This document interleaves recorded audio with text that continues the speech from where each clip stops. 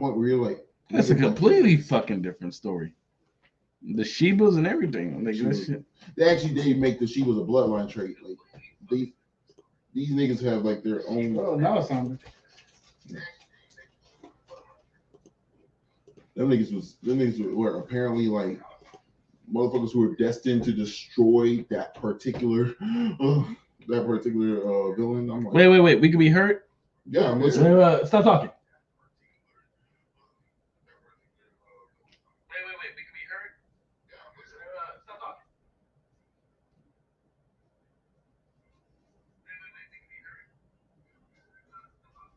Turn it off.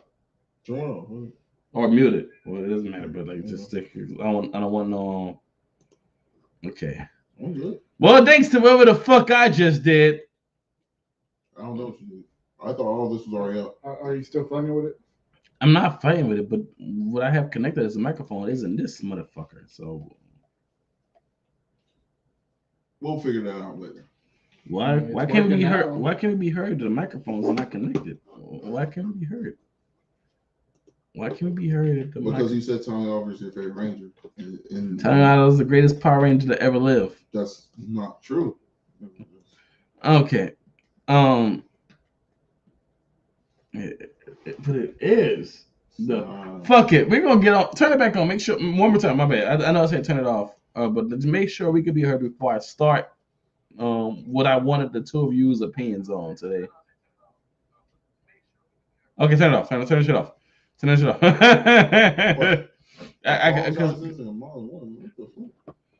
Okay. Okay. There's a video I wanted the two of you to watch. And I wanted your opinions on. I've seen this. Great, you already seen it, but I'm pretty sure you have not seen it. No, I have no idea who this is. Mediocre Tutorial Reviews is a great man. He's a very, very, very important individual, a part of the manosphere. His content exists solely to help young men or older men or men in general. He does like MG television or what?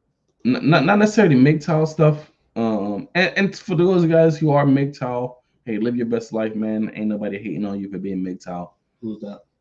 MGTOW, MGTOW, men going their own way.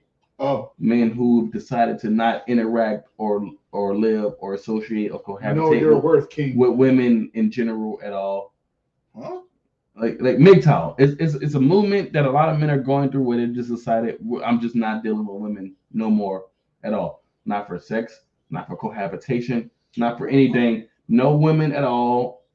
Finance, fitness, etc. No females at all. MGTOW, men going their own way and they have a lot of points. They have a lot of things that are valid. What the court system is against you, women themselves are against you. Like it's and a lot of basic guys who are MGTOW say that, and this is not me. I do not shame guys who are MGTOW or anything at all because they're saying like it's just not worth it. It's not worth dealing with women in this modern day and age. My bad.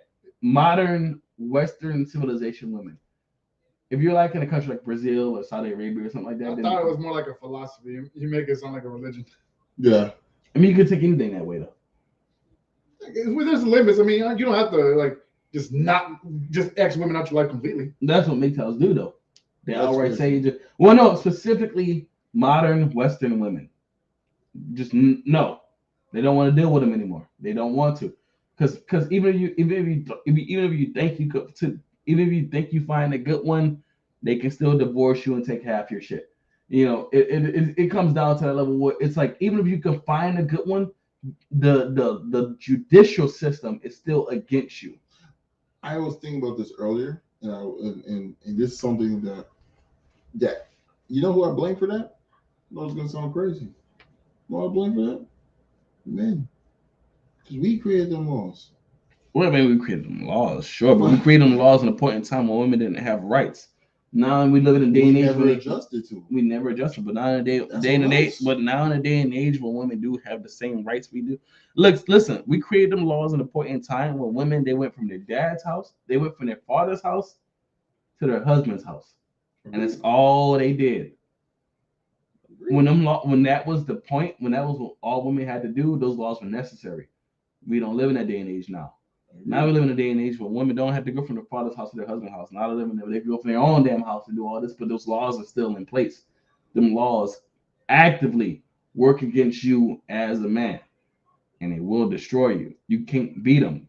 Then there's nothing you can do about them. And there's a lot of guys who outright say, hey, I'm not dealing with these laws. I'm not dealing with these women. Like, as myself, as somebody who child support was created for men who don't want to be a part of their children's lives. As somebody who's had a father who wanted to be a part of my life, he still was on child support. You know what I'm saying? It comes down to levels like that, where it's like, all right, well, what the fuck?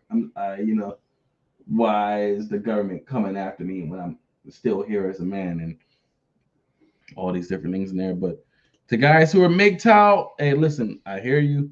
I understand your plight, your concern, and you really ain't fucking wrong, bro. Like, there's really nothing you're wrong about.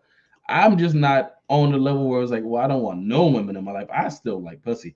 So it's like, That's like MGTOW and me just sounds like, dog, you gang, just come on, bro. No one's here to judge you. No, there's no shaming here. I'm not shaming anybody for their beliefs, because the government is working against you, and these women are trying to use you, and you can't win. So if you just, the best way to beat the game is to not play it.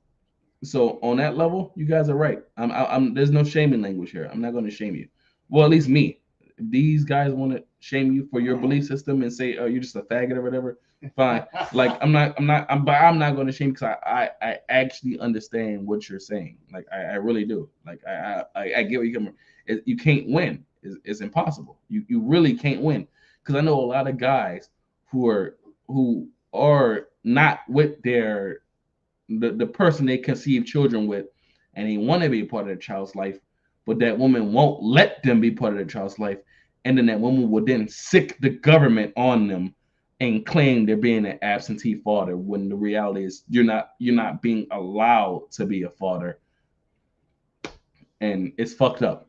So, like, if you're a man going your own way, MGTOW, men going their own way, and you're just no longer dealing with women, no cohabitation, no breeding, no anything, and you're just gonna be a man and seek your purpose, and be righteous as you do it. Be righteous, and just work on yourself, your fitness, and your finances. By all means, do that. You gave up on women, or at least West specifically, because MGTOWs only gave up on Western women. There's a lot of MGTOWs who go to other countries, Brazil, Thailand, and then work with the women in them countries, because their culture, Salvador, revolves around catering to and living towards and bettering their men. But Western women don't give a fuck about you, bro. And like, honest to God, listen. Especially in the bigger cities. And in bigger cities, listen, I've done everything and anything personally. I've done everything and anything you can possibly imagine doing with a girl. Let me mute myself for like a couple of seconds.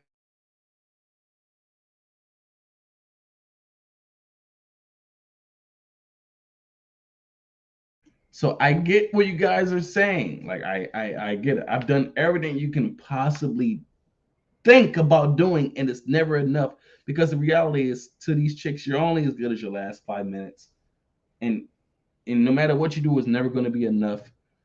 But this is the Western world we live in right now, because I also think that, I'll interject a little bit, just a little bit, by saying that a lot of times, I think a lot of times men find themselves in trouble because we tell women what we think they want to hear, rather than just telling them the truth. If you tell them, hey, there are things I will do and there are things I won't do, and then you're hard on those things that you will do and you won't do. But see, they can't do that though.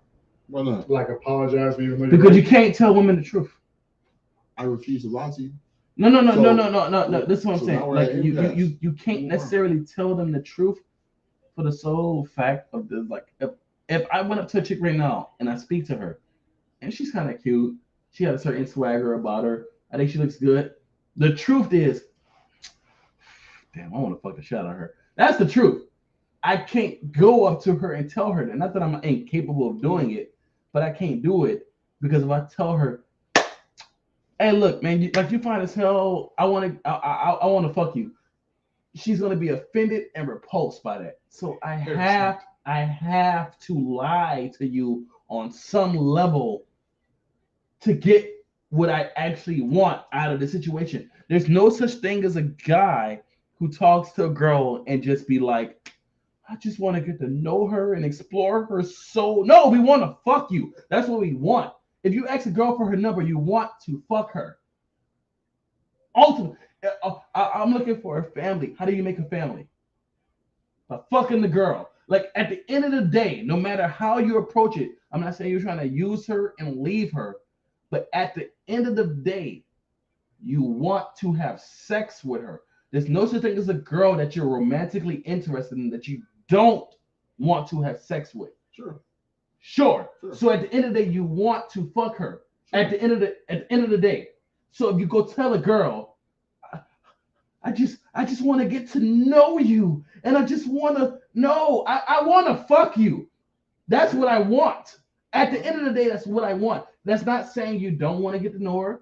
That's not saying you don't want to. That's not saying you don't want to form a bond with her. That's not saying you don't want to do those things, but you still want to fuck her. I'm saying that the last girl that I smashed, I just told her I want to smash. At no point that I promised her. You got lucky. If I go right now outside and meet a girl in the Walmart across the street, it's like, damn man, hey, sir, you fine as fuck. I want to fuck you. What's her logical reaction to that? How much you gonna pay? If she's not a prostitute. No, not even prostitute. It's not even prostitute. She is literally gonna ask, hey, what you gonna do for me? Yeah, but that's what I'm saying. Either that or it's gonna be. What did you just say to me? Yeah. No, you can't get that. No, you can't get that. But you can also get. So what I'm saying is we can't just outright tell them, look, I want to fuck you. Because here's the thing about men. It's like after I guess what I'm saying is, what I mean by lies is, this is what I'm not gonna do to you. I can show you the world. You're not gonna be a lamb. You're not gonna be a lamb. You're not gonna be a lamb. I'm not doing that to you. Don't be a lamb. I'm not tricking you. Don't be a lamb. Even if you like a lamb.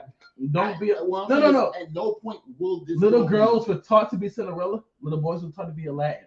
But you know what Cinderella and Aladdin have in common that we don't have? Cinderella had a fucking fairy godmother, and Aladdin had a fucking genie. That's not the real world. It's not the real world. But more importantly, what I'm saying is, you want to know how you get a lot of women? Not like get a lot of women, but you know what the best what the best policies is for me? I'm not tricking you. No.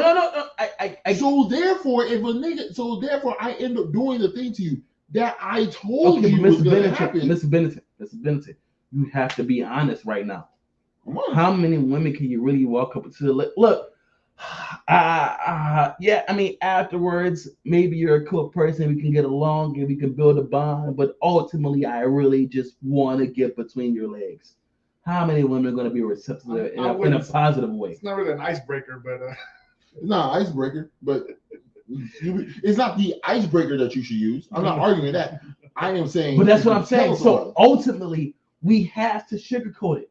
We have to sweeten it up. We have to lie on some level. I would say I would say it's kind of a Trojan horse where it's like you start off with like, you know, an icebreaker, some casual conversation, and then when you're in, then you let them know. It's like, all right, I want to fuck you. Like I mean, like it's not that. Let me get this up. It's not that. Look, shorty. Look, it's not that I don't like you. I think you cool people. I vibe with you. I fuck with you. Like we got heavy chemistry. I want you to take them panties off, and I want to slip inside. Right? Like ultimately, like this. Especially if you're just going for like a one night stand. We do not talk to women. There's only two reasons. I'm sorry if I'm an asshole if I say this. There's only two reasons to talk to a girl. One, I want to fuck you. Two, I want you to have my children. Outside of that, there's no reason to speak to you. I'm only speaking to you for one of those two reasons. Actually, both of them. That's it. I don't want you to be my friend because you can't be my friend the way you can be my friend. We can't sit here and play video games and drink beer and watch football and wrestling and go out and hang out at a bar and eat hot wings. We can't do this. The shit you want to talk about bores me. I don't give a fuck what Sally said to Becky because Tammy made her mad. I don't care. I don't give a fuck. I want to fuck you. That's it. I'm going to pretend like I care about your day. Like I'm sorry. Am I telling too much truth right now? No, I'm just disagreeing because for me anyway. Firstly, you care what Sally told Becky because Jasmine told her, and you yes. care. Yeah. You care. I mean, sometimes it's a good story. Yeah, right, bro. I wouldn't say every time. Like if you're going just the basis of what like men and women interactions. Yeah. Yes, you are correct. No, but sometimes you have to go to the individual. Right. Yeah. But the individual. Some men like drama. There are like drama. It's just like, nigga, I want to hear about this soap opera that you think your life is, and I just want to hear it. And more, it's good for a laugh. Yeah, it's good for a laugh. But two more support. Whether you're laughing with them or at them. No, hold on, my bad. Hey, my bad. Hey, Michael Dudley, you're wrong. Women do not want fucking not relationships because if they did, more men would fuck. Is that out? Listen, Michael Dudley, you can go outside right now and go across the street to your local gas station, and if a girl told you, "Hey, do you want to fuck me?" You're gonna say yes. You will. You're gonna say, "Oh shit, yeah, let's go for it." Let's do it. I don't even know where she's been. Well, I think in this day and age, you gotta ask these questions. Stop the cap. Stop the cap. No, that could be a man. Well, yeah, it could be a man. Okay, let's just say it's actually a chick, and she just saw you, and she's like, "Oh my god, I just Mr. Bennington, let me suck your dick." Like, and they're lying. They're like. I got a question. First of all, it's never that easy. Yeah. Well, I'm not saying I know that won't happen, but if it did, you're not. It's like a similar situation. Someone says, "Here's $1,000." Why? On that level, I get what you're saying. Like, I have questions. It's never that easy. Hey, Atkins, here's $1,000. Wait, hold on. For what? For what or why? But let's just say it was legitimate. Let's just say it's legitimate. No, Atkins, here's $1,000. No, here's $1,000. You gonna not take it? I mean, yeah, I can always use $1,000. Right, but this is what I'm saying. What I'm saying, women don't necessarily do that.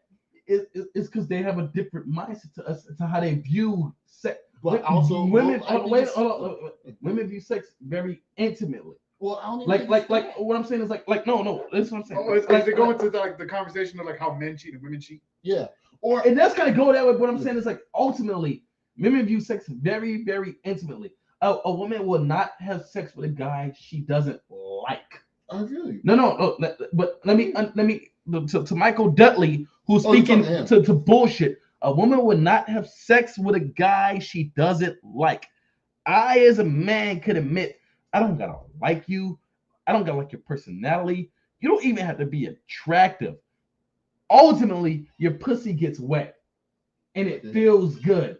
At the end of the day, if you offering it, I'ma take it. We view sex, but to men, sex is like a handshake. I don't need to be in love with you. I don't need to know you. I don't need to connect with your soul. I really don't need all that. All I need is to know is that your pussy works. Them as females, they will not just fuck guys randomly for no reason. And the only reason why I make that argument, the reason why I say that they won't do it is because they don't do it. I hear you. I'm not. Hold on, wait a minute. The reason they won't do it is because they don't do it.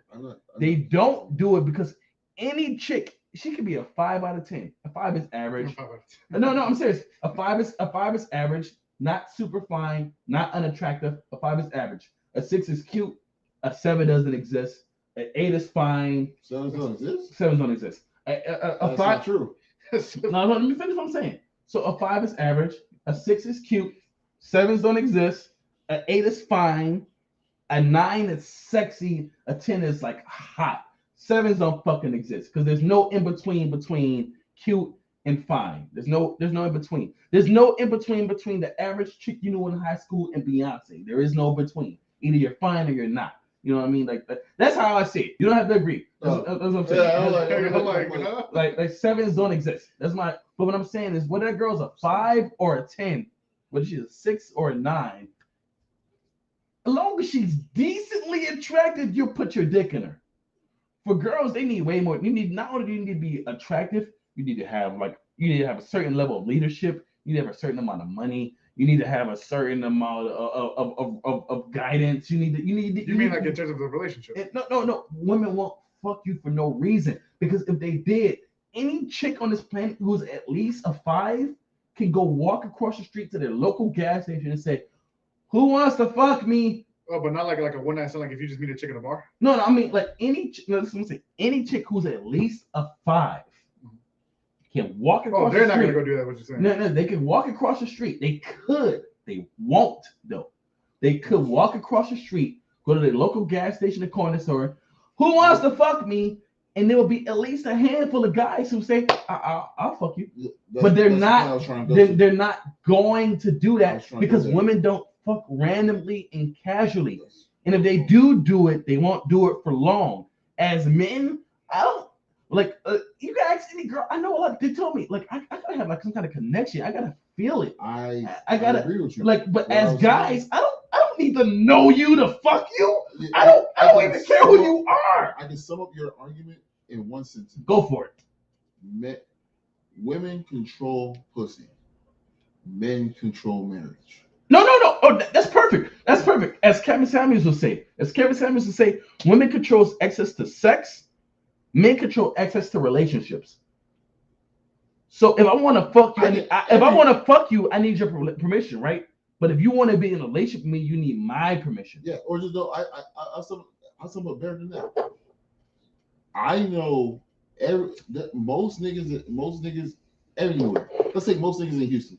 Most niggas in Houston will fuck the shit out of Beyonce. How many of those niggas will marry Beyonce? I wouldn't. No. Let's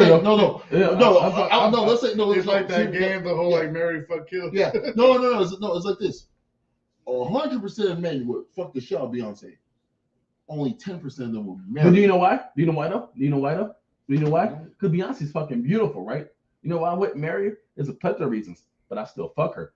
But you'll be hard pressed to find a girl who admit, I won't marry that guy, but I'll fuck him. No, they won't say it because we have different risks. Listen, if you're a chick and you just fuck randomly, you run the risk of growing a fucking baby in your stomach. I agree. Like that's why we view it differently as a whole. And I know, and this is the reason why. Because I do not believe a woman's body count.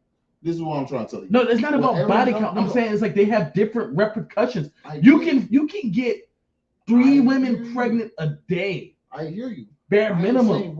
I'm saying when it comes to a woman's body count, you're saying that women don't be fucking like men do. And I'm telling you I completely disagree. And this is the reason why. But they don't. No, hear me out. No.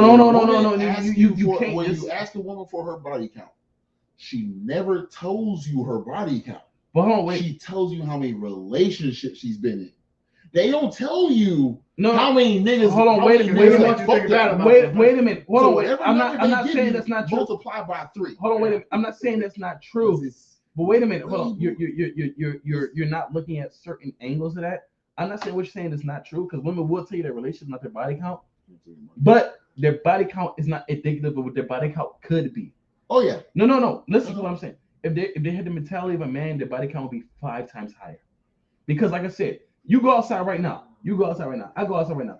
I'm not unattractive. I have a girl told me I'm handsome as hell. You're not unattractive. We're average, decent dudes. If you go outside right now and let's say you go to a bar right now and you walk in, you may approach me. Who wants to suck my dick? Who's gonna come up to you? Oh, the most drunk girl. If that. I'll give you that. Yeah. If that. You take the most plain Jane 6 out of 10 girl, and she walks in the middle of a crowd. Hey, does anybody want to fuck? How many guys are coming up to her? A good amount. A good amount. That's the difference between men and women.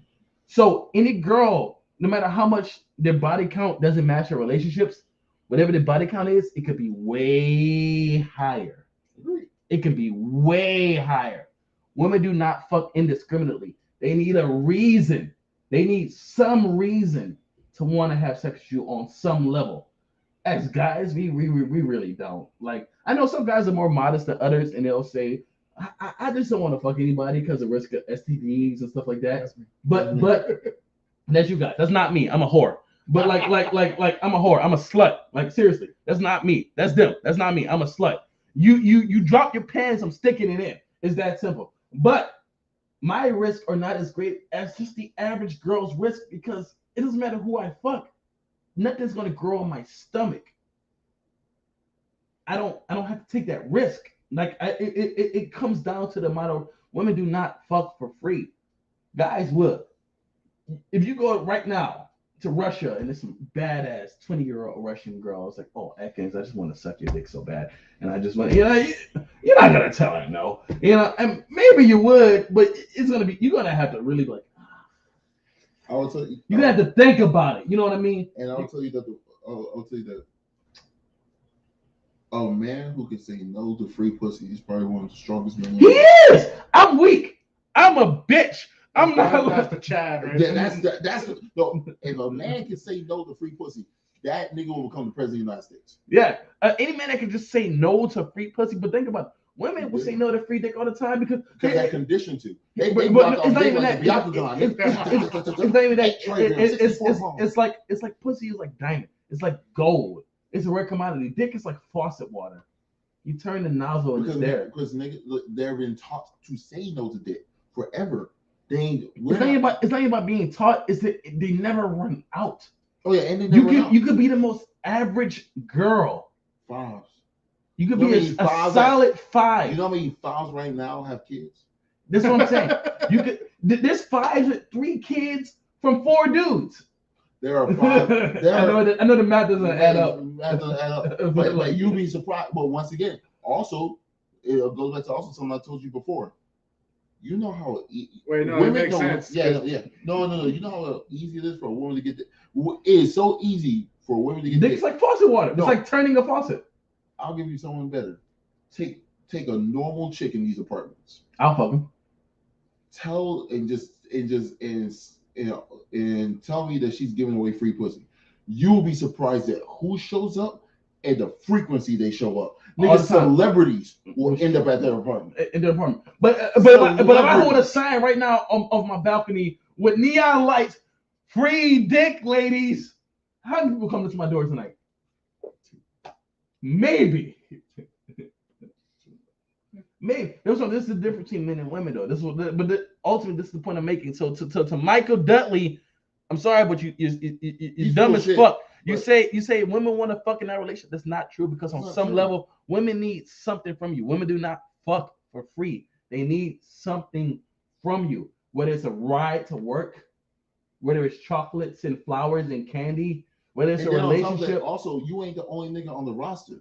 You are one of 6 niggas around them, and they're picking one out of them 6 niggas to fuck. No, and each one of them fulfill a role.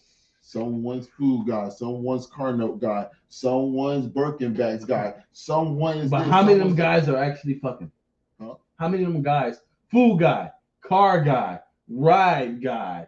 How many of them guys are actually fucking? You want me to tell you the real answer to that? None of them. They're real niggas at the house.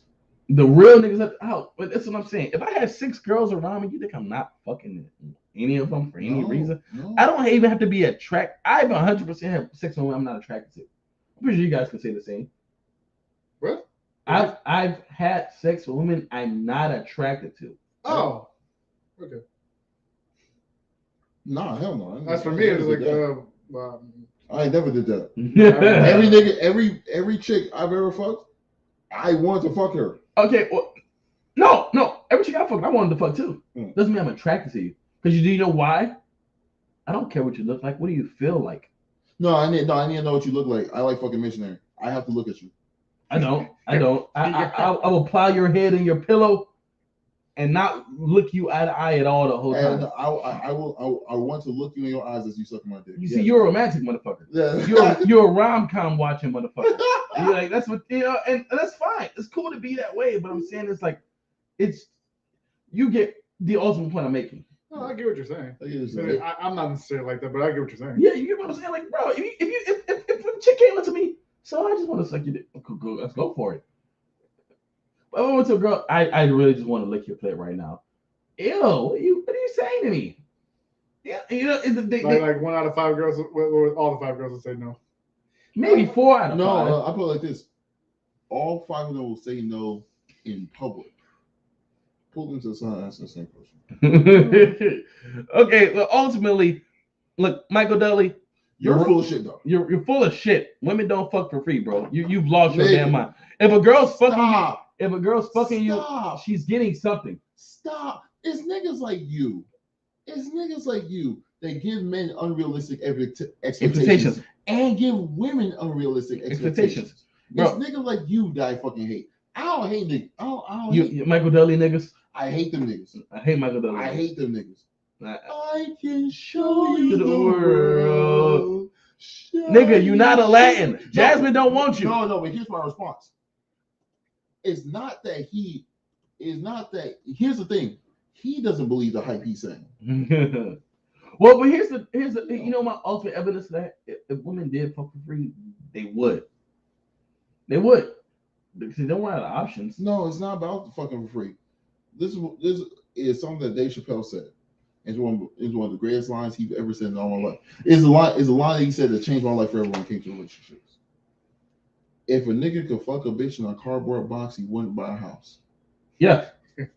Yeah. If Jay-Z could fuck Beyonce being Sean Carter, he wouldn't be a billionaire. He wouldn't be Jay-Z. He wouldn't be Jay-Z. So don't tell me if Kimberly Hart, if Tommy Oliver wasn't the White Ranger, Kimberly Hart wouldn't be attracted to him. Don't tell me she wouldn't look at him. She wouldn't look at him. She wouldn't. Don't tell me because if they would, then they would. No, it's not. It's not even that they would. That they would. I know that I get these things. I'm getting an apartment. I'm buying a car. You think I'm getting an apartment and buying a car for me? No, I got bitches at my house. I got bitches I can't take to my house. Wait, hold on. Budget for Neverworld. Yo, 25th, you calling me a budget for Neverworld? I'm gonna slap the shit out you. Respect to Neverworld though. That's not an insult to him. That nigga's dope. I ain't a budget nobody. I don't know who Neverworld is. For Neverworld, he's he does anime. Mm. Oh, Neverworld, the dude with the weird teeth and he got long hair and shit. Well, he fixed his teeth. He did fix his teeth. Okay, cool. I haven't. No, shout out and respect to Neverworld. No, I haven't seen him in 3 years. Because he started this whole anime community YouTube content creation shit like 10 years ago. He was a pioneer. Yeah, I didn't know he was out there. Yeah, he's been out here for a minute. No, because I missed him for like the last 3 years. But I look for Neverworld. I ain't been on for Neverworld's content that much in the last couple of years myself. Mm. But when I was in the high school and shit, yeah, man, shout out to Neverworld, bro. Shout out to him and shout out to Anime Uproar. Love that guy. Him, King of Lightning, Soya 7 Mage. Those guys, they're the OGs, man. They've been doing this. They made it. They made it okay. Whether you want to accept it or not, they made it okay for people like you, me. They've been to Ekins at 25th. They made it okay for us to feel comfortable to hop on YouTube and just talk about anime and shit like that. It's fine with me. They did. Now I had this video I want to show you guys because we kind of just digressed a little bit. Yeah. Because Michael Dudley said some dumb shit. I hate that nigga. Yeah. I want to make it clear that David Bennington, hate you. Yeah. So hard. We don't like you, nigga. As soon as I see you, it's on site. Maybe Ekins won't say that. No comment. Nigga, I'm hopping on you like Shigo and you killing. I fuck shut Shigo. No, Nick, that's actually the problem. That's actually where our toxicity started. When we chose Azula over Ty Lee, that's when we knew that we were wrong. Fuck Azula and Ty Lee. I will fuck, nigga. You saying I had to pick one? I will fuck the lightning out of Azula. You understand what I'm saying? Yeah. The me when I was that age when Avatar aired would fuck Azula. Nigga. In correspondence. Adult Azula? Yeah. Catch I just want to clarify. When I was a child, Azula was like 4 years older than me. That's the only reason I'm saying I'll fuck Azula. I know right now I'm older than Azula, but if I was to keep aging and she was to keep aging, I'm not saying I'm gonna fuck a 16-year-old girl. Yeah. No. Adult Azula will catch this whole penis. If Azula kept aging as I age in real time, I would fuck the shit out of Azula. And Ty Lee and my No. And Cora. And I'll blow Toph's brain out. No, actually, Toph will blow your brain out, nigga. But y'all act like Toph got 2 different kids by 2 different men. She had a crew. I can guarantee those two dudes that fucked Toph to make her children. Those weren't the only niggas fucking. I'm just saying, a pale skinned blind bitch, I will fuck the shit out of. She probably let you. Nigga. Yeah. As a matter of fact, I want to know what Toph is like in bed. I want to know. Fuck me right now. She was definitely aggressive. Yeah, nigga. She was definitely on top. Is all I can say. Yeah, right? She was a top. Toph, like, I feel like Toph will push you down. And, nigga, she's a power bottom. She is at least a power bottom. Yeah. She's either a top or a power bottom. And when I say, and I mean that on hard on either spectrum, and there ain't nothing soft about that girl. Yeah. I can shut your bitch ass. Nigga, she fucks to DMX and Rick Ross. Nigga, listen. I'll fuck Toph's brain out. She only gotta wash her feet. Nigga, no. Dude, did you understand what I just said? Yeah. I just said she fucks to DMX and Rick Ross and Tupac. That's her soundtrack when she fucking. Like, she is a real nigga, bro. Like, she fucks with her Tim's on, bro. Like, she fucks with her. Toph fucks the XXX Tentacion. She fucks the Biggie, not slow moving Biggie. Like, nigga, I don't fuck with you play Marvin Gaye, she gonna tell you to turn that shit off. Turn that shit. She fucks the diss tracks. Rap shit that I got act like I like, but my acting days are over. Fuck them niggas for life. Like, she fucks the shit like that. Like, she different. Like, nigga, she. So we have a video from Mediocre Tutorial Reviews. I haven't seen the whole thing. Shout out to this guy, man, because MTR is a great fucking dude, and his current situation is one that deserves empathy, and it's just something I want to discuss, not to be like, oh, let's just talk about it for the sake of talking about it, but just something to talk about is like as men, you know, because MTR has recently revealed he has cancer of the testicular variety. Okay, testicular cancer. Yeah, and that's tough. That's tough. That's some tough shit. That's tough. Yeah, it's tough. And as men, but at least, they caught it early, which gives his survivability rate almost. Well, he has to lose them though. Listen, we have to rid you of this cancer. Yeah. So I mean, like it's one of those situations where it's like, I don't think less of him. No one think less of MTR. I don't think less of him. Like, he's still a dude. Like, he's still my nigga. You shouldn't, right? Yeah, of course. He's still my nigga. You shouldn't think less of MTR. And it's out of his control. And shout out to him for even feeling brave enough to even like. To me, I equate this to the same thing that Angelina Jolie did when she had to remove her breast because of her because she had like some sort of sickness or illness or something like that. And she had to do that. Yeah, she had to do some shit like that. Yeah. And I was like, nigga, respect. At no point, at no point do I think of you as less of a man or less of a woman. So we're gonna listen to him speak for a little bit. I'll pause accordingly. But I what I'm struggling with right now is I don't want to feel sorry for him. And I know he's gonna touch on that himself to not feel sorry for him or anything. But you hit that situation where it's like, damn man, how do I feel about this? Like, how do I respond to this? It's like, you know, you don't want to feel sorry for him because he is a man and he's a cute man. He's a cool cat, bro. He's a good dude. But let's just kind of hear what he has to say. I hope you respond to him the way you respond to another person. All right, that's the situation. Bet. So at no point, I put it like this. At no point will any of my conversations focus on the fact that he has cancer because he's more to me than just a cancer patient. He's a person. He's a person. Yeah. So I'm still gonna treat that nigga like the same nigga. So you still be smashing these hoes, bro? Like, I got some hoes at the house you still want. Like I'm like nigga, like I'm gonna be talking to you like a regular nigga, bro.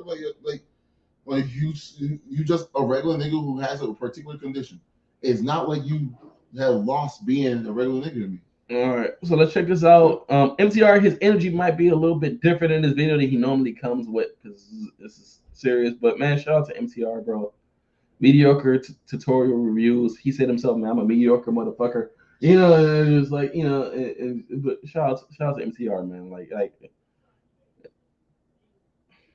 hearing this kind of blew my mind. But like, let's just kind of hear what he's saying. We're just gonna discuss it for a little bit.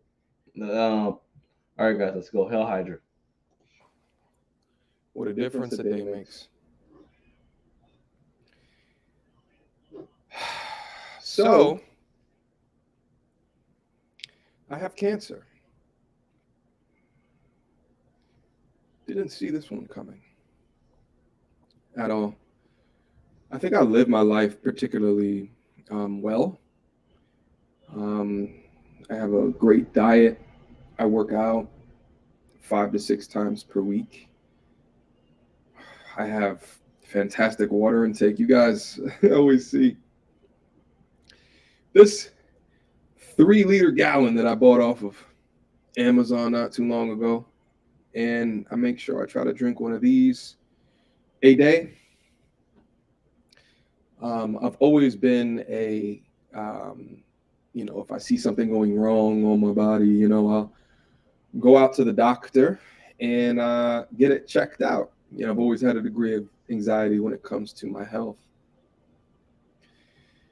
A few months back, to be honest, I don't even know when.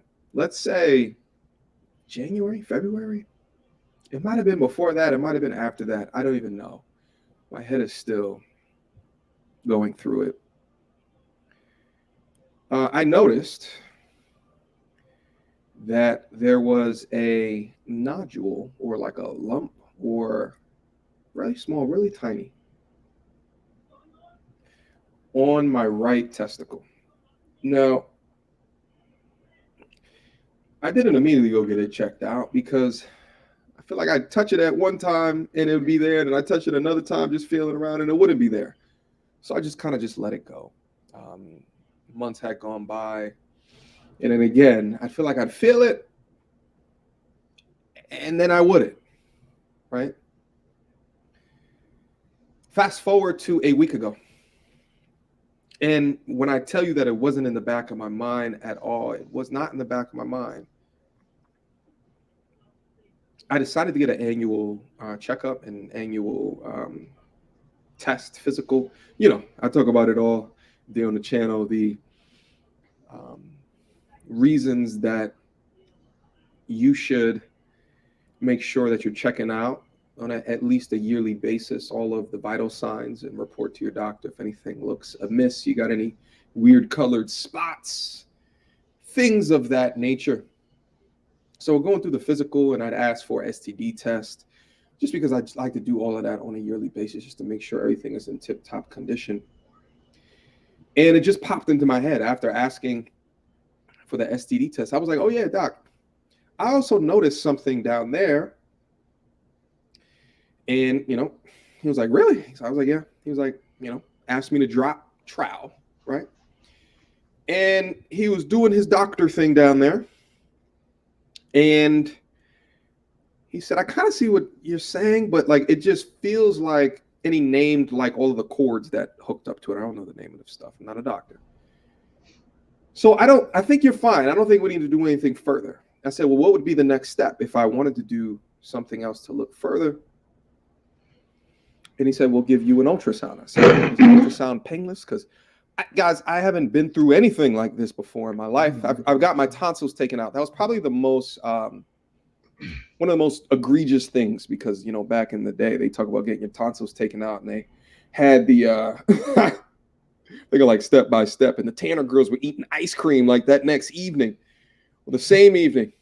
No, getting my tonsils taken out as an adult was serious recovery. Anyway, I digress. And he said, no, ultrasound's not painless, you fool, or something that he said to that nature. And I was like, okay, cool. Let's go get her done. So we did. And I believe that was a Friday. And on Monday, the results came back. I remember I was actually recording a video. Results came back, and I'm flicking through. I looked through the STD panel, glowing remarks. Check. Everything is okay. All right. Everything is good. I close that one down. I open up the ultrasound and I look at the ultrasound, and it's divided into two different. It says left and right. Left, everything A-OK, but right didn't say everything was okay.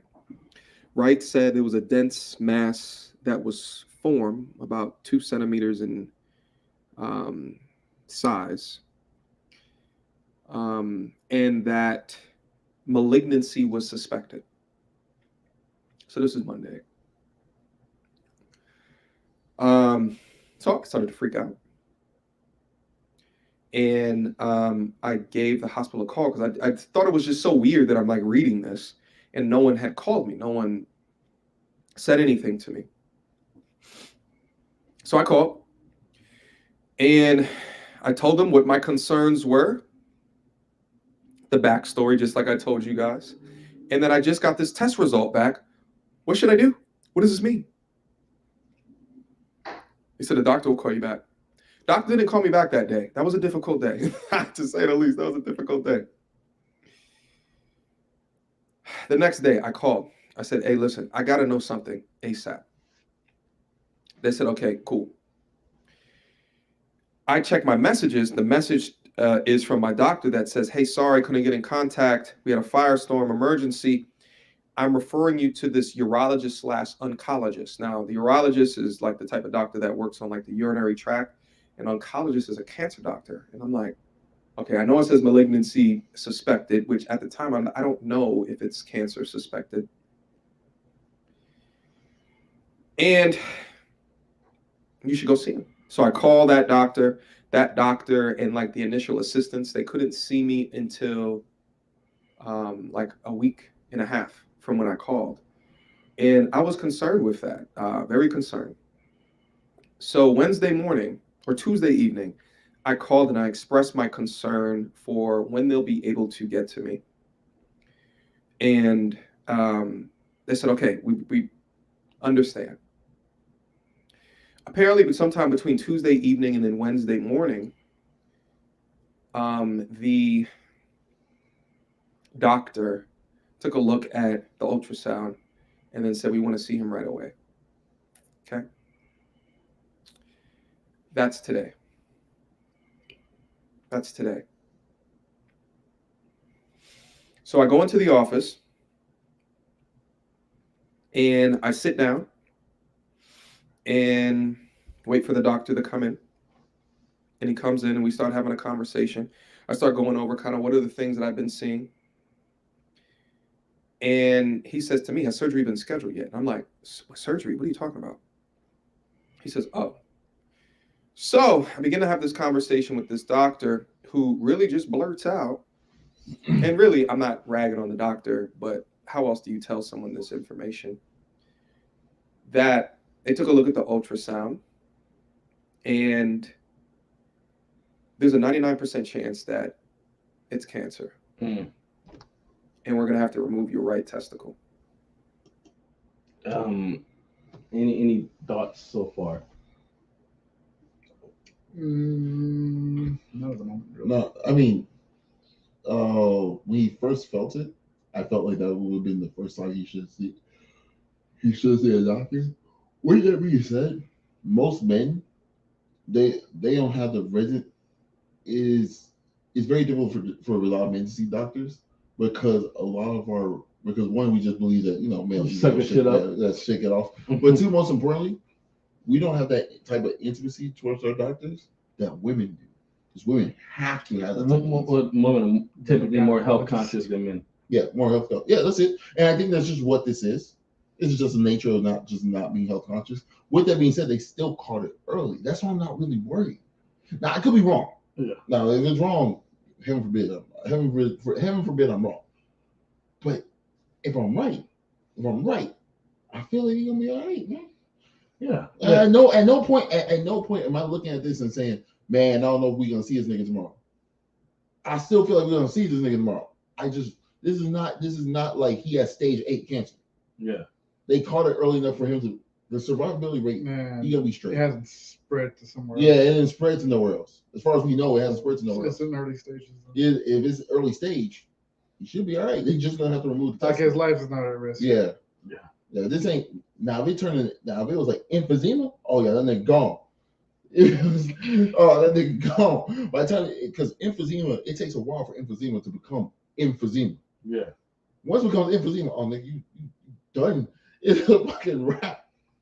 You done. Like the fact that my grandfather lived to be like 96 years old with emphysema, that nigga was built different. But other than that, but other than that, nah, man, I feel like he gonna be all right, bro. You know, I feel like he'll be all right. No. Like, I feel like we've seen worse conditions. We've seen worse. As a man, typically young men ourselves, can we still classify ourselves as young men? Yeah. Yeah. I go oldest here, and I still feel young. As young men ourselves, I guess the situation. How will we necessarily process this? The same way I wouldn't talk about it. Well, I mean, that's just how men usually. Yeah, they don't talk about their medical conditions. Yeah, they don't talk about that. But most importantly, given that I have the health care that I need to deal with the issue, I feel like I'm gonna be all right. I just kind of keep it to myself. If you was in MTR shoes, you have this platform, this I guess this reach, to reach out to people. Would you be making this video right now? No, honestly, I'd probably do what Chapman Boseman did. Don't even bring it up. Dang, that man was a trooper, man. That nigga was he didn't tell nobody. Yeah, so when he died. Granted, when he did that, I mean, that was unfortunate. Yeah. But I was like, he went to work. Yeah. He didn't care that he had cancer. Yeah. And I think there was a video that came out like later during the interviews for like Infinity War. Yeah. And he was falling asleep during the interview. And Paul Bettany was next to Vision. He was like, "You all right, man?" He's like, "Yeah." And I was like, you could tell something was wrong right there, but no one really addressed it, and he never brought it up. Yeah, but most importantly, for me, most importantly, he when it came to Chadwick Boseman. Now, Chadwick Boseman is a different situation because I feel like I don't want to say gave up, but he resigned himself to his own death. So he wanted to leave as big of a legacy as possible before he knew he accepted his fate. Yeah, he accepted that fate. Well, I'm saying with he just lived his best life. He was as far as I know, he didn't go to like the chemo. Yeah, is there chemo for that? Yeah, for prostate cancer. Yeah, for prostate cancer. Yeah, there's chemo for that. I just don't know if he went through it, but probably not because he was consistently working. Yeah, it's true too. He was hiding his career when he died. Yeah, he was at the height of his career. But I was gonna say, when it comes to this guy, if I'm doing anything, I'll just be advocating men to go see doctors. I get it. Go to the hospital. Yeah. Oh yeah. When it comes to like using your apartment for that, oh definitely. Yeah. You go get checked out. Yeah, just go get yourself checked out, man. Go get yourself checked out. Go to the hospital. That's it. But other than that, no. I think MTR is handling it surprisingly well. He's handling it as best as he possibly can, and then on top of it, it hasn't hit him yet. It's gonna take him when it hits him. Oh, he's gonna feel different. He's not gonna you're not gonna see what he's actually feeling on this video. Or it's gonna hit him different when he's at home by himself. Like makes like a follow up or something. Yeah, or not even follow up. Just when he's you're at just home saying by like himself, it's gonna hit like. You're saying right now he's composed. Right now he's composed. When the reality hits him when he's alone. Yeah. Was it like the 5 stages? Yeah, bro. You're gonna go through them 5 stages fast. He gonna hit them 5 stages like a freight train. Yeah. Shout out to MTR. And here's the catch: he's not even dead. He's just gonna hit them 5 stages hard. Yeah. Yeah. Shout out to MTR guys, man. Yeah. Like it's I'm trying my best not to feel sorry for him. It's just I'm concerned, but at no point I'm concerned because my homeboy got cancer. I'm not concerned because I don't think he's gonna beat it. Yeah. That's what it is. Yeah, man, she's such a strong individual. Like God, to even make this video. Respect. Mad respect. Yeah. I don't think. But I say that he's a strong individual not because I think he can, not because I think he's gonna lose, but I feel like he's gonna win. But it's just like, man, my homeboy got cancer. That's crazy. For me, I feel what it is. It's like. No, I'm not gonna say that because that's ridiculous. Because if that's true, that shit hurts me more than what I just heard from him. Oh, that shit's different. But it's just like it's just one of those situations where I'm like, hey, look, I just want to be safe. I just want to be safe. As long as he's safe and cool, he's gonna be all right. We don't want him to get Qui-Gon. Yeah. Damn. For real, we don't want you to get Qui-Gon. That nigga's a footnote in Star Wars history. That's ridiculous. Man, shout out to MTR, man. Okay, we're about halfway through. We're gonna keep going and wrap this up. But then it's just finish here what he has to say, and it's just man, respect to this man right now, man. That's all I gotta say about that. Like, wild. This is about 4 hours ago. jeez. Yeah. You know, you never really prepare yourself to hear information like that. You know, there's not like a course. There's not a class. There's not a book. Because as much as you hear it happening to other people, it still doesn't prepare you for when it happens to you.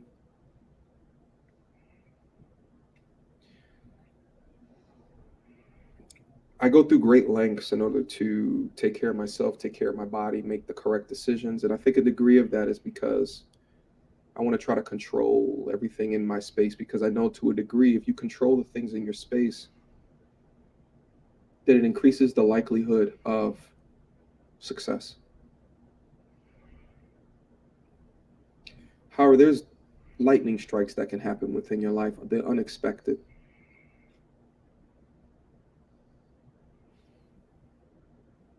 And there's no amount of control that you can exert over that. You have to receive the information and take the next steps forward.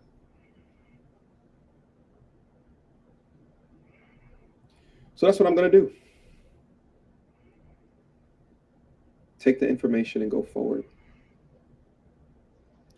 So, surgery is scheduled tomorrow.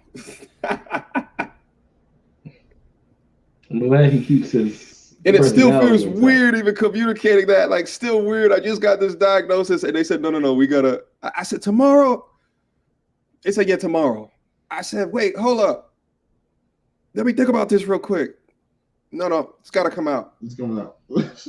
Apparently the mantra in these situations is cut first, ask questions later. One of my other initial questions after, because I was in a fog, like I said, I wasn't expecting that. I mean, to a degree, I had been kind of laughing and joking regarding having my right nut removed right before I went into the hospital.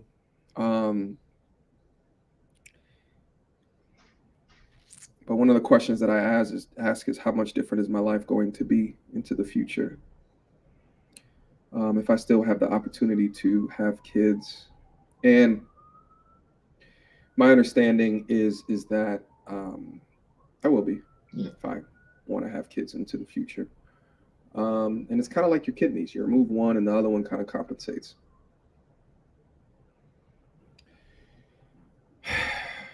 There's only one of them. It's not both of them. Yeah. I'm terrified. Do they do transplants? Not gonna lie. Testicular transplant? Yeah. I'm just curious. I mean, you can do a kidney I've heard- transplant. Like I got I've all the heard they answers. do. Like I know what's coming. I'm terrified. I'm just being honest. Most surgeries are scary. Yesterday, You don't know if you're gonna wake up. I was in the boxing gym giving these cats work. You understand me? Work. My form is, you know what I mean? It's getting where it needs to be. And today, I have cancer.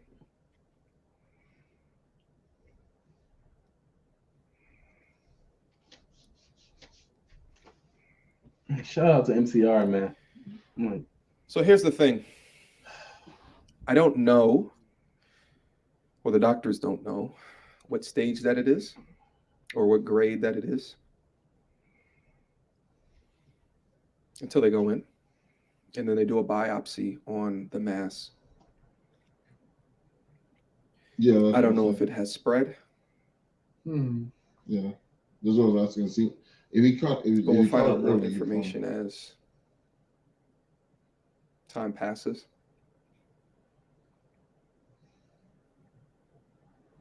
Hopefully I caught it early enough. I'm a little scared that I didn't go in as soon as I saw something, or felt something rather. But you get caught up in life. You get caught up in the highs, the lows, the wins, the losses. You just keep going forward. You keep working. You keep executing. You keep showing the work. You keep showing those receipts. You keep going.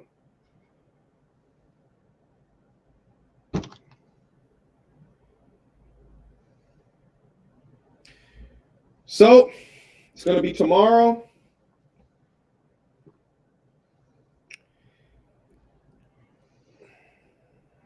I don't know when I'll be back. Hopefully soon. As you guys already know, this means the absolute world to me. The amount of people that reach out to me, specifically young men, it comes from women as well, that have told me that I've changed their life. It humbles me. It really humbles me. I'd like to come back as soon as possible, to be honest with you, but I do think that I need to take some time. I think that I need to take some time for myself just to recover. The last thing that I want to say is something that I kind of alluded to a second ago, and it's do your checkups. Do your checkups. Don't take anything for granted. Make sure that you have insurance. I have insurance. Make sure that you have insurance. Make sure that you have emergency funds, because you just never know. Sure, you talked to me yesterday, and I'm in the absolute prime of my life. The prime of my life. Blessed. Blessed because everything seems to be going right. Everything. Couldn't have predicted this one at all.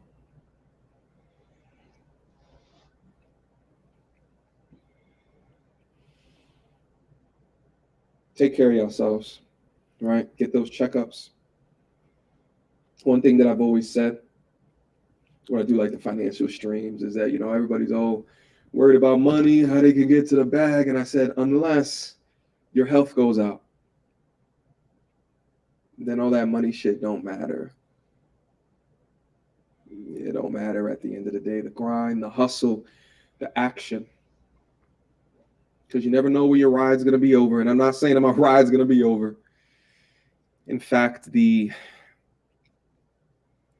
those that catch it early have a 95% success rate.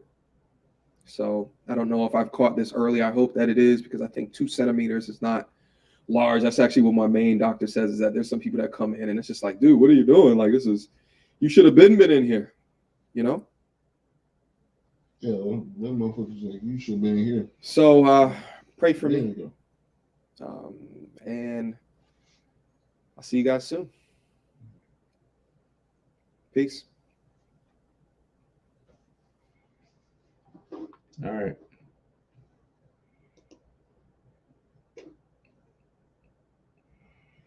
All right. So where we at? I feel like he's gonna be all right. Cancer's rough, but we're gonna see where he is. After this, I'm sure he's gonna make a follow it. But I'm sure that they caught it early. If they catch it early, like 95%. Catch it early, 95%. You're gonna be all right. You're gonna be all right. Yeah, same. I think they found you early, and I don't. As far as I know, from the way he made it sound, it doesn't sound too life threatening. But I understand surgery and just cancer in general. It's scary. Of course it's scary because you don't know what's going to happen. Because it's not just that. There's human error that could also come into the situation. You don't know what's going to happen. I don't know what's going to happen, but hopefully he'll be all right. I hope he pulls through. What about the fact that it's just like he said, like, one day I'm waking up, I'm going to the gym, I'm great. The next morning, have cancer. It's just That's life, man. I Yeah, mean, nigga, yeah, that's you all. know, I Like, lost some family recently. You know, I was Yeah. hanging out with them a couple months ago. Yeah, It just happens, man. it can happen. Yeah, shit. Any school shooting, motherfuckers who got shot at schools. It's not like they went to school to get shot. Like, you know what I'm saying? Like, nigga, like, like, life really does happen. To you. You can't possibly know what the next day will hold for you. You really don't. Just hope for the best, prepare for the worst. Yeah, But, and more importantly, just that's why I say, but never stop trying to live your life. Yeah, just live. Just live to the best of your ability. Is there anything, if you could say to him, that you will say to MTR? Is there anything you I know that I know that you're gonna be all right. I know that you and let's assume, I'd say let's go worst case scenario. Let's go there for a minute. Worst case scenario. The worst case scenario, you left a bigger. The worst case scenario is you left a bigger mark on this world than even you anticipated. Yeah, I mean MTR is a cool dude, man. Like The worst case, literally the worst case scenario is that if you're gone, you left a bigger mark on the world than even you anticipated. Yeah. Think about that. I feel like this. Think about how big of a mark Chadwick Boseman left on the world. Even he thought about. Yeah.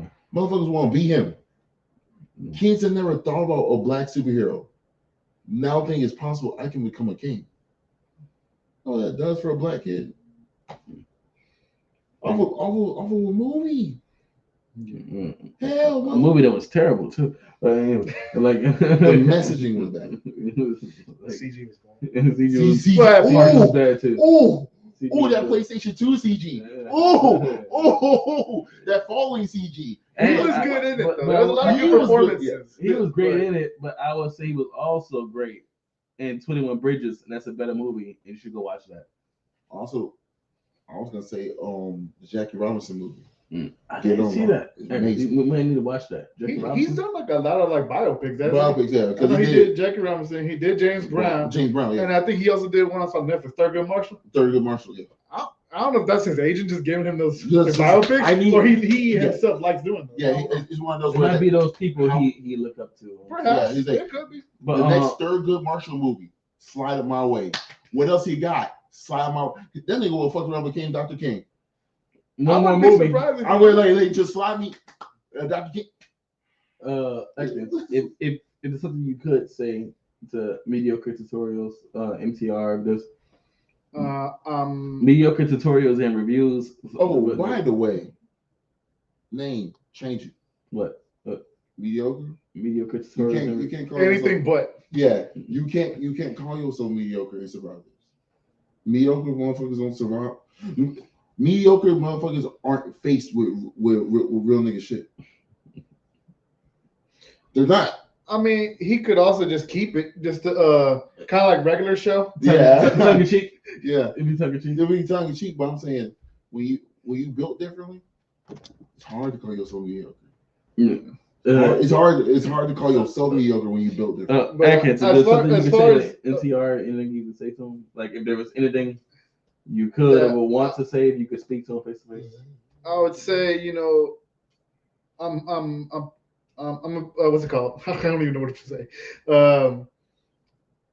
I'm pretty sure he's gonna make it. I'd buy him a drink as soon as he's out. Right? Definitely. You gotta buy him a drink now. I'd buy him a drink now too. Yeah. Just I'm sure your fans, they all waiting for you. Everyone's gonna be here for you. Yeah. They pulling for you. Big And flex. Big flex. all the best. Yeah. Just yeah, all the best, I guess. Yeah, man. It's somewhat bizarre, right? Yeah. To just hear like, and of course, obviously, I'm not the one going through it. His fan base, we're not the ones going through it, but it is somewhat bizarre. But like, wait, hold on, wait, what's going on? Well, Yeah, it's one of those. Yeah, it hits you like one of those situations where it's like, I would say it's not. His fans definitely are going through it because I mean that's just worst case scenario like you were saying. yeah, If he does pass, it's just like they're losing they're losing a good person. a good person. They're losing one of their favorite content creators, somebody who may or may not have inspired them at some point, and they feel it. They definitely feel it. The only thing I can relate that to is I remember a couple of years ago, like 3-4, however long it was, but when I was at Lowe's, I worked overnight. I got off work one morning, 6-7 in the morning. I got off work. I came home. I went to sleep.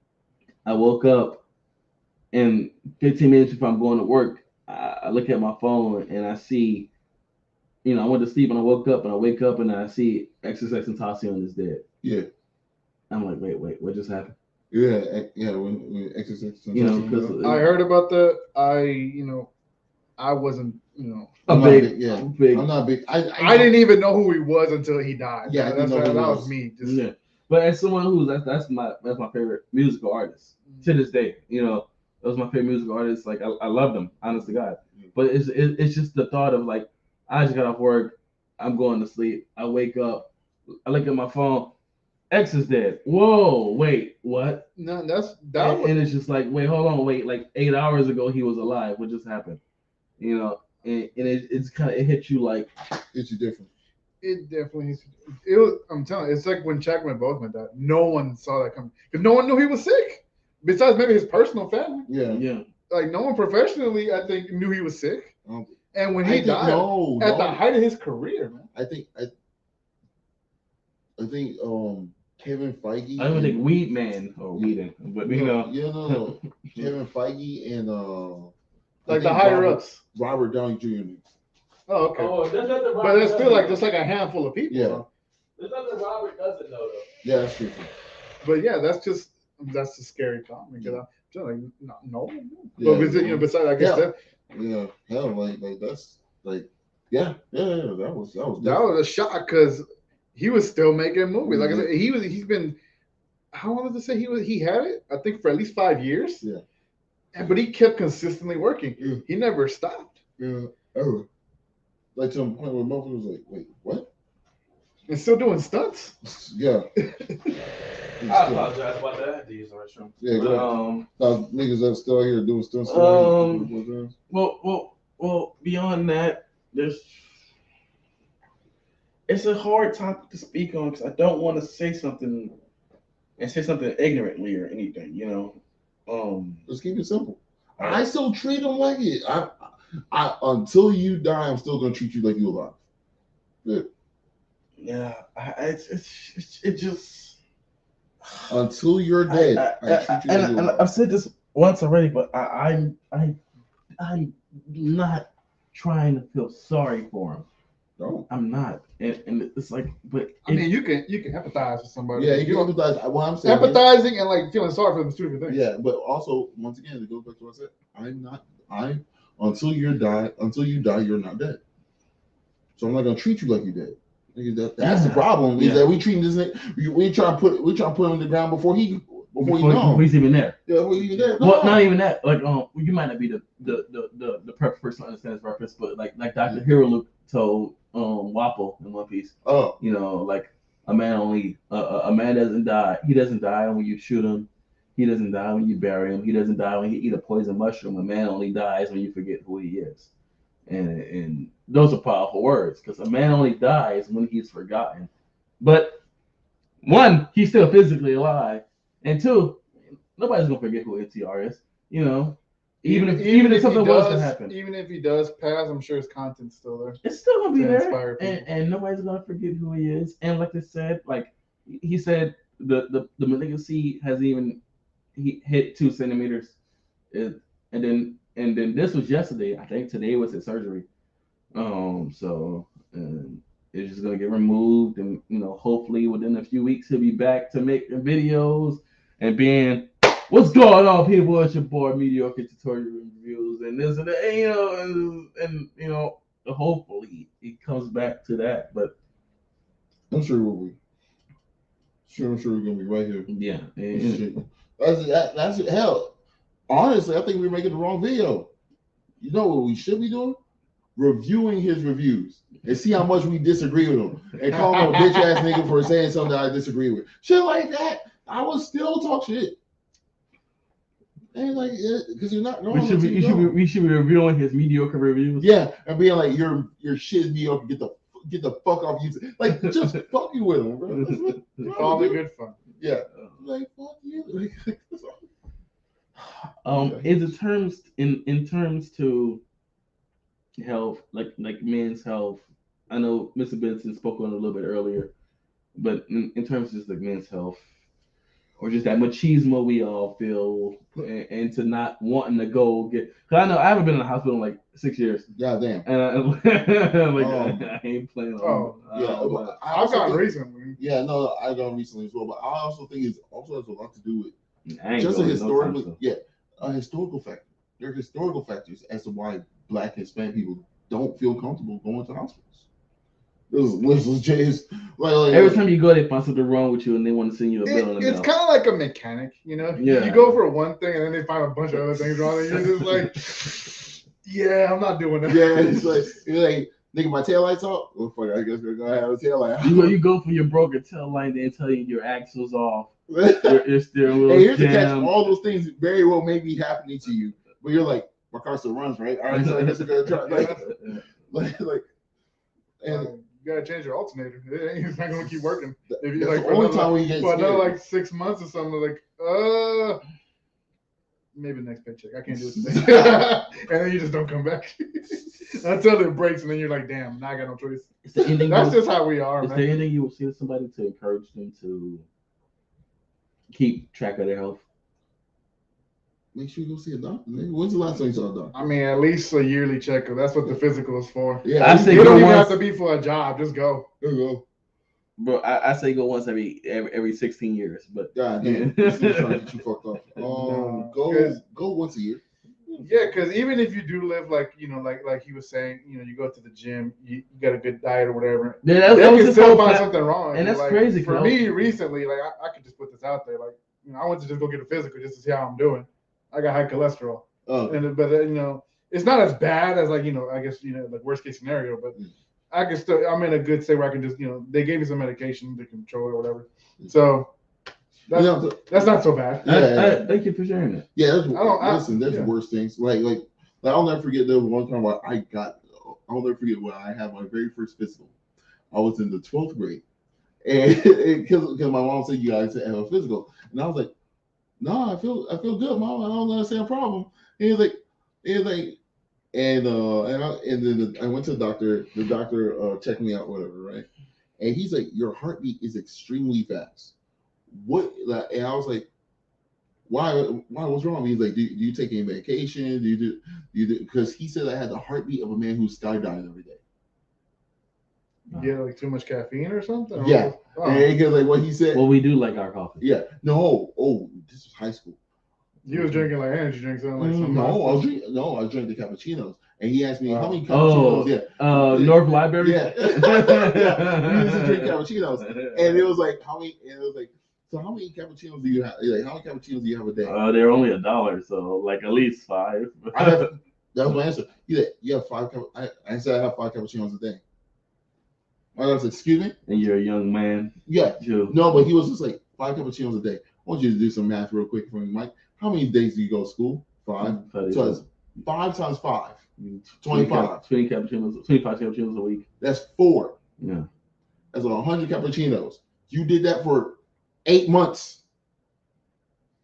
Yeah, I feel great. No, nigga, get your like no. Nigga, well, how was your sugar? Was it fine? Oh yeah, my blood sugar was fine. Everything. He just said my heart rate was heart rate super high. I would imagine like the sugar probably would have been in a bad state as well. Yeah. No, my heart. No, because I was metabolizing it. Oh, okay. Because you were young enough to metabolize it. Yeah. But your blood was still pumping at an extreme crazy. Yeah. Like my heart rate was like what was like like it was like supposed to be 107 or something like that. My shit was pushing like 300 something. My shit was. I was like, oh, you're supposed to feel your heartbeat. Your shit's not supposed to skip. Oh, okay, that's crazy. Damn. See, if I can speak on that, because I haven't had many issues with. I'm good. I mean, I have a boxer's fracture in my wrist. My wrist, I can't. It doesn't. Like I have to put effort into holding my wrist up. If I don't, I can't do that. Like my wrist does this. My wrist doesn't, because it's permanently fractured to the day I die. It's like you know what I mean? Like you see what I'm saying? Like That's tough. but outside of physical health, I Kobe. don't have like physical health. Outside my wrist. My wrist's gone. This is my dominant hand. Whatever. It's gone. It doesn't work anymore. But I've had a plethora bipolarism, mild schizophrenia, ADHD, insomnia. I've had a plethora of mental health things diagnosed with me, which is why currently um you always hear me speak on the SOULcast and other things about just stay healthy mentally, but stay healthy physically as well, because I don't have physical health problems. I do have some mental health problems, and it works in tandem. They work in tandem. You need both. Like like I'm healthy physically, but I'm not the healthiest mentally. And there are people who might be healthy mentally, but not be healthy physically. I'm not saying that's either one of you. I'm just saying I like obese people. yeah, and it's like so it's like they work in tandem. You have to take care of yourself, man. And even if you do, and it sucks because like MTR said, man, I made sure I took care of myself physically, and his whole channel revolves around keep you take care of yourself physically and mentally. But and then he still caught this unfortunate circumstance, and it sucks to as someone who listens to MTR, but man, MTR says get on your shit, hit the gym, drink your water, do all this. Like Hulk Hogan will say, drink your vitamins and eat your vegetables. But like if you listening to Dwayne Johnson or The Rock telling you how to be healthy, and then The Rock tells you, oh, by the way, I'm sick, and he's like, well, fuck, man, I was listening to your advice, and it's kind of one of those things. So it's just like, you really never know. You know what I mean? You can only do as good as you can do. Yeah. Like you can really only do as good as you can. You can try as much as you can. Anything more than that would be. Everything else is. I say everything else is in the hands of life and God. Everything else, and I'm a firm believer that God don't give tough challenges to weak people. You don't give you nothing you can't handle. Yeah, he don't give strong shit to weak people. Mm. He can't. Yeah. By virtue, they wouldn't be able to. You can't. Well, you can't. Like getting a strong challenge. That's like God giving you a morpher. He wasn't chosen for no reason, nigga. Yeah. Like Marinoy only had 5 Quasar Sabers. Like 5 motherfuckers that literally pulled the shit out. Literally only 5. Only 5. We didn't have 9 motherfuckers who could pull it out. No, only 5. So this challenge for MTR, like he's gonna be okay. Yeah, I'm pretty sure. I'm pretty sure he'll be just by the nature of what he's described. I'm like 99% sure. Yeah, I'm pretty sure he'll be fine. If he can't, particularly they call it early. I'm not even tripping. They call it early. Not gonna understand if you call it late. Like if his whole ball sack was one big cancerous cell, now we got issues. Especially if it's spread. Yeah, if it's spread too, now we got super issues. I don't think that's the issue right now. Yeah. Like you ain't walking around like the 13th squad captain, nigga. I feel like you're all right, bro. I feel like you're all right. It's just scary that it's the word cancer that scares people. Right. Is the word that could be very much. That's just really what it is. It's the word cancer that scares people. It's not the condition that you're in. It's the word cancer that scares people. It's not a condition that's true. Any final thoughts on health, specifically men's health? Any words of wisdom you want to leave off on? Make sure that you get yourself checked out every year. Just like you said, not even for a job, just because you just need to know where you are. Yeah. Same goes for mental, dental, physical, mental, dental, all that shit. All just make sure you know where you are. At the very least, know where you are. So at least if something goes wrong, you don't even gotta tell nobody. Just focus on yourself. Yeah. Not even just that. Oh, that too, but also just so you know where you are. So if some shit go wrong, you can honestly say, "Hey, I was blank." You get on wherever I was. I'm blank. Yeah, now I'm blank. Yeah. But let's say we never knew. Then everything looks new to you. Yeah. But if we know where we were before, we don't gotta. You know what I'm saying? Shit like that go a long way. I guess any final words on men's health? You just want to I agree with everything you were saying. Just do your annual checkups. Just Your annual checkups. work out. Diet if you can. Yeah, diet. Don't. Because I know some do it better than others. Yeah. but work out. We say work talking about Hearts on Fire. I mean, you don't gotta do a Rocky workout, but at least an hour. Go walk for an hour. You'd be great. Yeah, push-up, steps, and 2-mile run go a long way. So no Hearts on Fire. No. You don't have to, but you can. Like, If you want to keep pushing. No, that's the type of shit that actually gets you killed because you need conditioning to actually do that. But, That ain't just something you just get up and do. So no, you're gonna pull something. Yeah, you will die. No Hearts on Fire. What about Eye of the Tigers? No. How about push-up? Listen, I told Running in the sand is tiring, but yeah, it's effective. No, I will tell you this. There's no easy out. No, hear me out. If you did 5 push-ups, 5 sit-ups, 5 squats every day, that you ain't gotta leave the house to do none of that. If you did 5 push-ups, 5 sit-ups, and 5 squats every day, you're gonna be all right. How about we do 50? You can't. You're gonna have to build up. You literally have to have the conditioning for that. That ain't made for everybody. Most motherfuckers ain't doing it. Okay. How about 100 push-ups, 100 sit-ups, 100 squats, a 10-mile run? Don't turn on your AC. Y'all niggas fucked off. Just trying to make you lose your hair. So trying to make y'all niggas get fucked off, bro. Hearts on fire. Yeah. Hey, if Rocky could beat Drago, then there's nothing you can't do. Steroids. Without steroids, there's nothing with the environment. Let me be clear. Rocky wins moral victories. How many of those victories were actual victories? He didn't get actual victories for Rocky 3. Stop it. Wait, no, because he lost to Creed in the first one. But he went the distance. And he went the distance. And the second one, Creed could have beat him, but he wanted to go for the knockout, which led to the decision victory. He led to him stepping up and Rocky getting the KO in 2. In 3, he lost in the beginning of 3, actually. That's because Mick died and he was focused on that. Well, he got hurt. Yeah, he got hurt. He lost in the beginning of 3. He won at the end of 3. Damn, Rocky didn't win most of those fights. Now I really go back and look. He won moral victories. Like his thing was.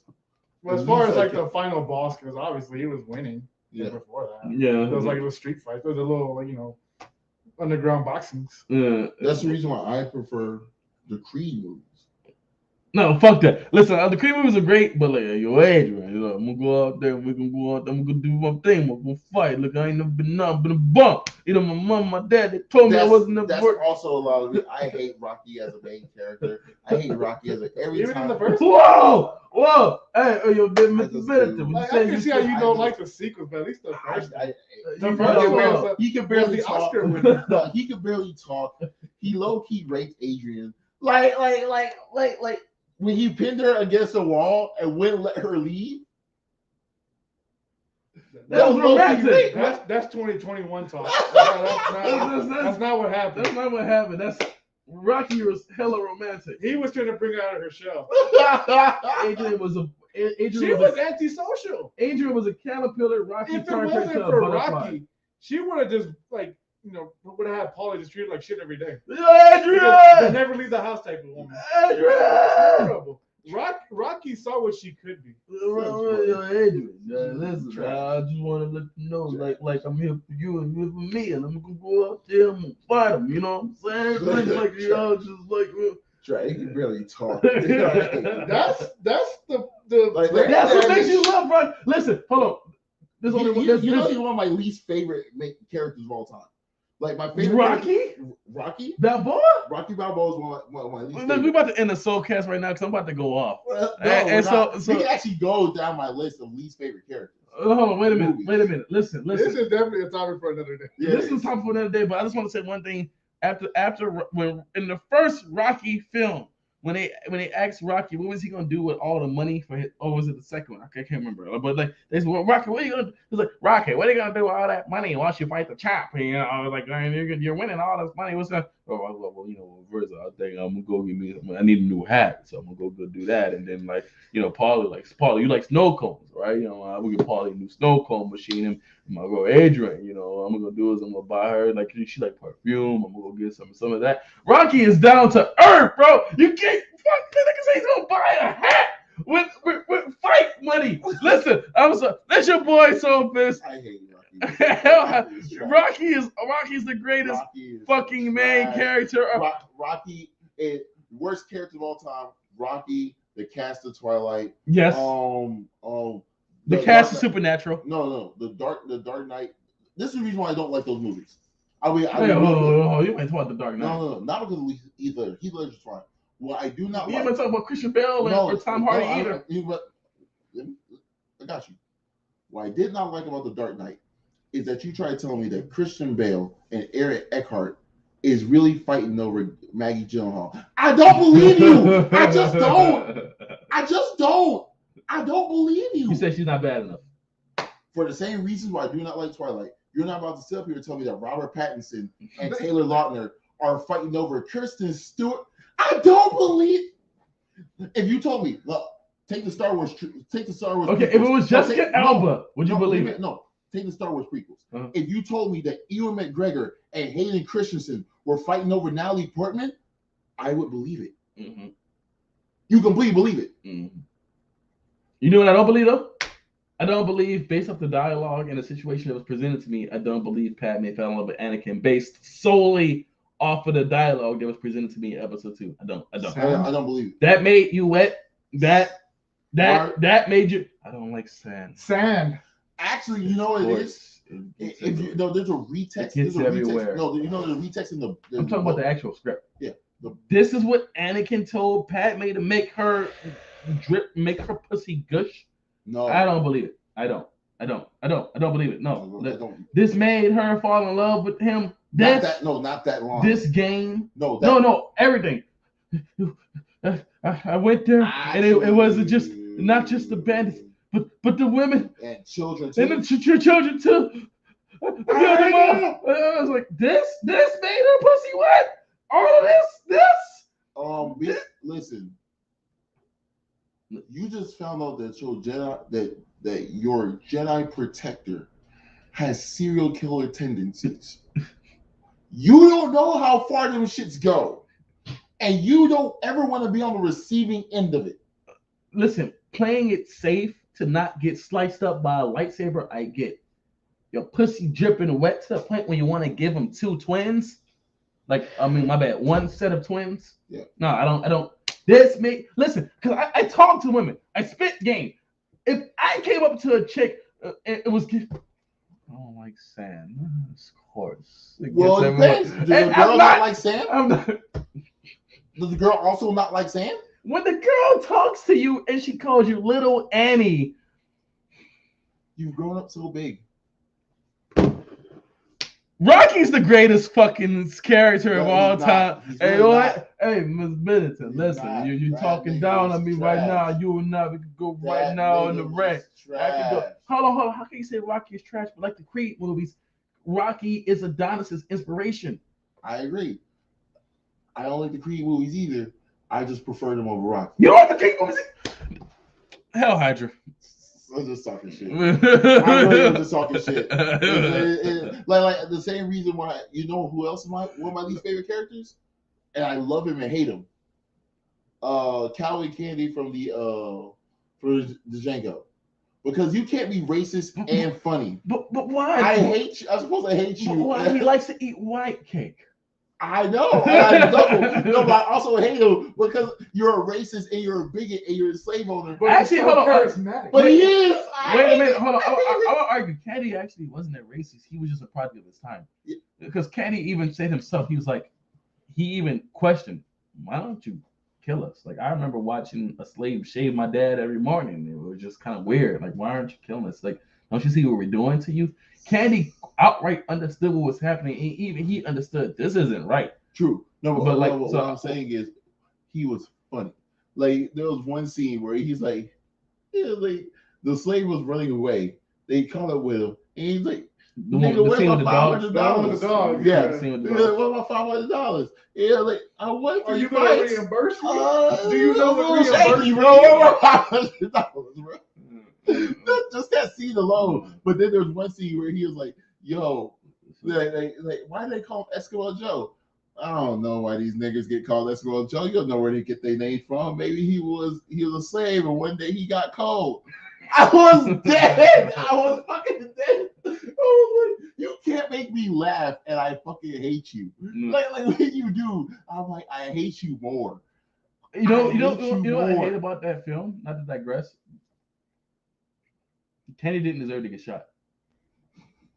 I'm sorry.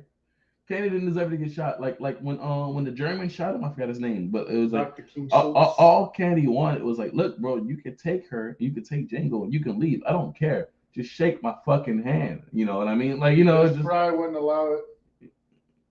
But you know what I'm saying? But Kenny was already talking about, you can leave. I don't give a fuck. It was just like, he was just like, bro, hey, I won. Shake my hand. I figured out what your scheme was. I win. You can have her. I don't care. Shake my goddamn hand. That's it. And you know what? Suck my dick. Fuck you. Kill a man and get in the shootout and die just to not shake his hand.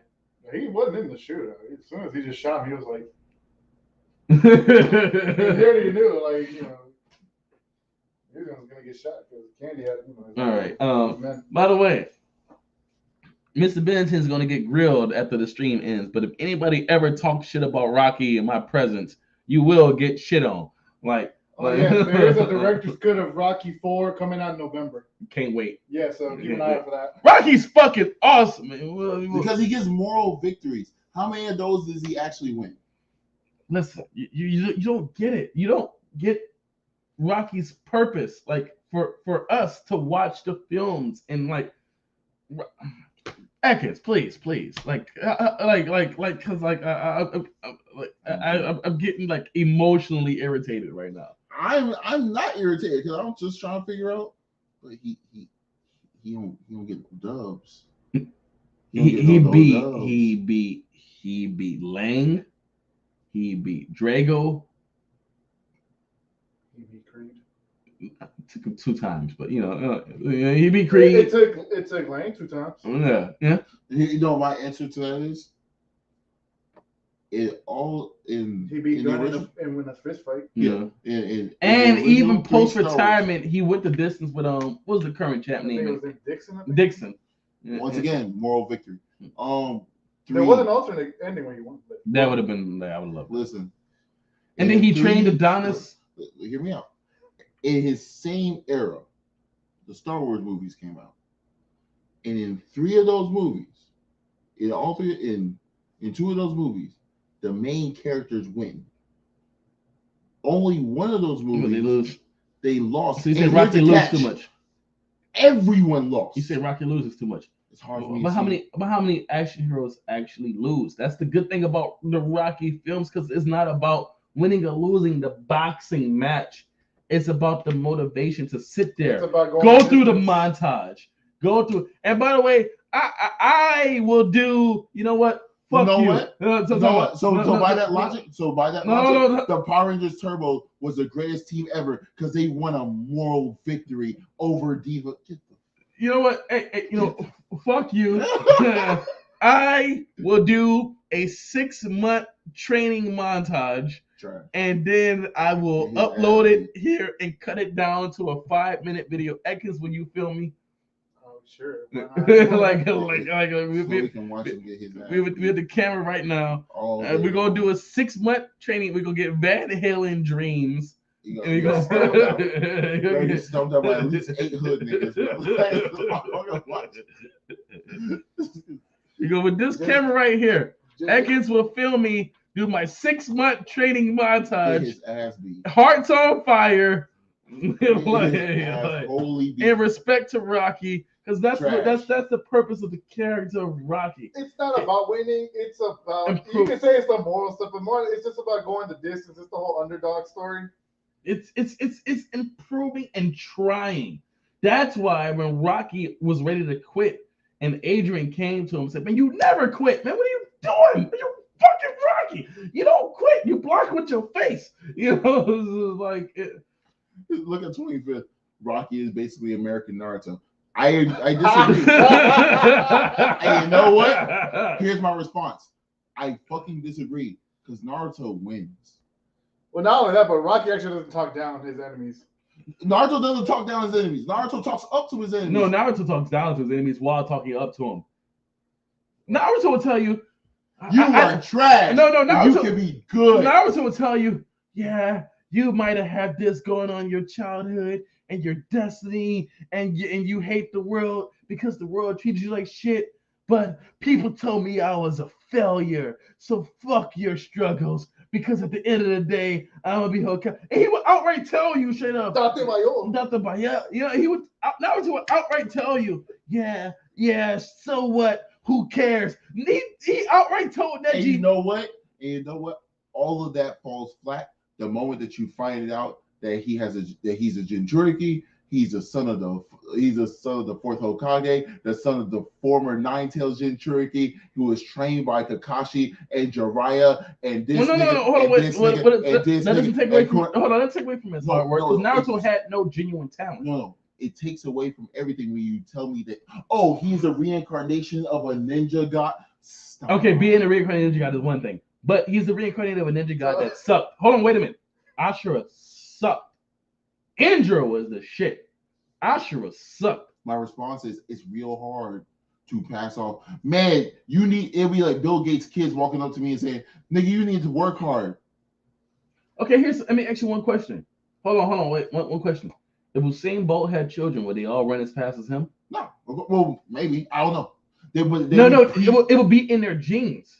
But if they did nothing with it, would they all run as fast as him? If they sat on the couch and ate Doritos and Mountain Dew all day, would they all run as fast as him? Of course. So whatever's in Naruto's genetic code doesn't take genetic code. Doesn't take from the fact that Naruto put the work in. No, but I'm telling you this. There's a better example of what you're describing in Naruto. You better not say Deku. I was gonna say Rock Lee. Yeah, but his eyebrows are big, so fuck that guy. No, I'm saying that Rock Lee is a better description. His eyebrows are big. Fuck him. Naruto is the shit. Naruto is the Captain America of anime. I disagree with that. Oh, actually, no, the Captain America of anime is probably Ichigo, because we just gave that nigga superpowers at some point. Oh, wait a minute. You trying to say Captain America just giving shit? Yeah. What I'm trying to say. Everything that made Captain America special had nothing to do with Super Soldier Serum. The MCU, they literally said that he became a better leader after obtaining the Super Soldier Serum. Nothing that made him special came out of the Super Soldier Serum. And besides, Super Soldier Serum is just a shortcut to superpowers. Nigga, that's just steroids. Captain America's superpower was his heart. It was no. When who did Tommy Lee play in the general? What's his name in Captain America? Tommy Lee Jones. Yeah. Yeah, I forgot what his name was. General. I forgot. Remember, he took the grenade and he threw it, and then Steve the fake grenade. jumped on it. Yeah. Guts, and that's what Jiraiya saw in Naruto. It was guts. And I'm not about to fucking argue with you. Trash. You are trash. Sorry, why trash? You hate on Captain America, Naruto, and Rocky. Yeah, you hate on Captain America, Naruto, and Rocky. Why are you hating on Captain America, Naruto? I hate underdog stories where they keep the underdog the underdog. No, at some point, just be that nigga, bro. Bro, Naruto gets it right by just being that nigga. Rocky never gets it right. He's still an underdog. It's like, no, nigga, you that nigga. What are you talking about? Leave me out of here, bro. Look, hell, I just spent. Oh, Hydra. Hydra is actually trash. As a villain organization, Hydra. Well, you know the reason why I say Hydra is because the end of Homecoming, like the very, very end of Homecoming, came out around the same time Tegan Empire dropped. When they made Nazi Captain America, because fuck white people. That's Marvel, but fuck Marvel, and I hate Marvel, and I hate what you do to my superheroes. But this storm will pass. But remember the end of Homecoming with Captain America talking about patience and all that shit. That's it. That's the reason why. That's the reason why everybody started saying Hell Hydra. But I keep saying it because fuck it. I need a tag to end these videos, and it's memorable. So fuck it. It's your boy SOULcast. Hell Hydra.